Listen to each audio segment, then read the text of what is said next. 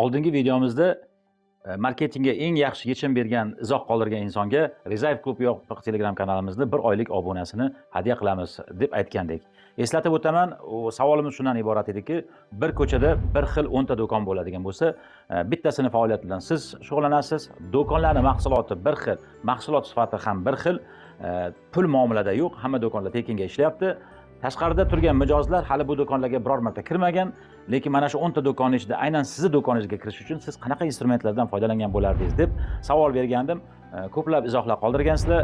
Yaxshi, endi biz mijozni o'zimizga qaratdik. Ya'ni kirish istagi bor. Marketingda vazifasi faqat mijozni istagini uyg'otish emas, ya'ni kirishida bo'ladigan to'siqlarga ham yechim berish. Qanaqa to'siqlar bo'lishi mumkin biz ko'rmaydigan. Masalan, kirish istagida bo'lgan ona bolasi bilan uni kolyaskasi bor. Uni muammosiga yechim berish.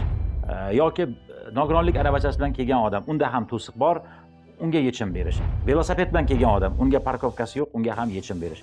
Yoki bo'lmasam it mushugi bilan kelgan odam, unga ham yechim topib berish.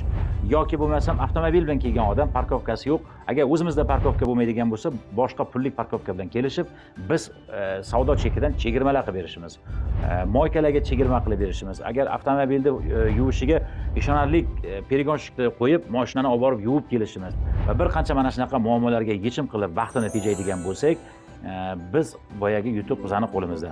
Mana shunaqa masalalarda biz deyarli har kuni Rizayev klub yopiq Telegram kanalimizda suhbatlashib boramiz. Agar sizga ham qiziq bo'ladigan bo'lsa, profilim pastida o'sha Rizayev klub yopiq Telegram kanalimizning silkasini qoldirganman. Sizlarni kutib qolamiz chiroyli suhbatlarda. Salomat bo'ling.